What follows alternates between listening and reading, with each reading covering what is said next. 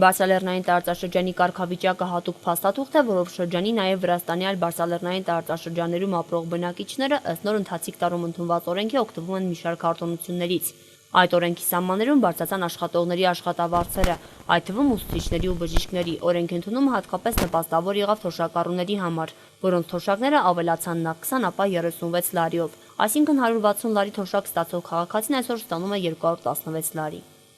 Ավելացավ 170-եր, հիմա եղել 216 լարի, շատ լավ է։ Քիչ մոր ավելի լավ կերնը, որովհետև գների բարձրացում թոշակին հեչ բան չօգնի, ինչ տարբերություն թոշակ կառնենք, նորից այդ ավելացուկ փող ապրանք պետք է գնենք։ Այդ է հիմնական հարցը։ Եղներ հնարավորություն ըստ աշխատանքային ստաժի ավելի լավ կերներ։ Իսկ այդ ստացած թոշակը բավականացնում է առօրյա ծախսերը։ Թոշակը միայնակնում չի բավարարեցնում, որովհետև ծախսերը շատ են։ Ընդհանուր տարվա առած թոշակ մեր վարելիքին հերք չեն։ Այդ է։ Սակայն ինչպես արդեն տեղեկացրել էինք, որ թոշակառուներ կապված բարսալեռնային տարածաշրջանի կարգավիճակ չունենալու հարցերից վերոնշյալ արտոնություններից չէին օգտվում։ Սա կարելի էր ասել մեծ խնդիր էր, որ տարի թոշակառուին հեռավոր գյուղից հասցնում էր վարչության շենք, բարձելու թոշակի չավելացման պատճառները։ Այս թեմայով մեր նախորդ տեսանյութում վարչական ծառայության պետը հավաստիացրեց, որ ամեն ինչ արվում է թոշակառուների փաստաթղթերը հավաքելու եւ ավելացված թոշակի հետ կապված հարցերը կարգավորելու համար։ Ժամանակին կստանամ թոշակսի, ավելացել է,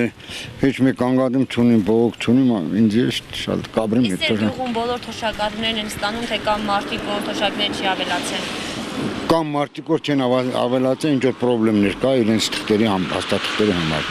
Թե չէ, իրենց սաղն է կառնին կստանա ժամանակ։ Նորից նույն հետքերով ու նորից տեղեկության ստացվում վարչական ծառայության պետից։ Կարգավորվեցին արդյոք բոլոր թոշակառուների հարցերը, թե կան քաղաքացիներ, որոնց թոշակները դեռ չեն ավելացել։ Մեր հարցերին պատասխանում է Սամսոն Փնջոյանը։ Բոլոր մեր թոշակառուները, ովքեր որ բավարարում են օրենսդրությամբ նախատեսված պահանջները, բոլորն էլ արդեն անխտիր ստանում են այդ արտոնությունները, օգտվում են սահմանված արտոնություններից, այսինքն ավելացվել են նրանց թոշակները։ Բոլոր մեր թոշակառուներն են արդեն օգտվում են այդ արտոնություններից։ Ասեմ, որ կային որոշակի թոշակառուներ, որոնք որ մի քիչ ուշ են ներկայացրել փաստաթղթերը, բնականաբար մի քիչ ուշացումը եղավ, բայց հիմնական հատվածը բոլորն էլ ստանում են, բոլորն էլ օգտվում են այդ արտոնություններից։ Ինչպես գիտեք, կառավարության որոշման համաձայն բարձրալեռնային կարգավիճակից կարող են օգտվել, այդ ստատուսի կարգավիճակից կարող են օգտվել այն քաղաքացիները, որոնք որ առաջինը հանդիսանում են Վրաստանի քաղաքացի,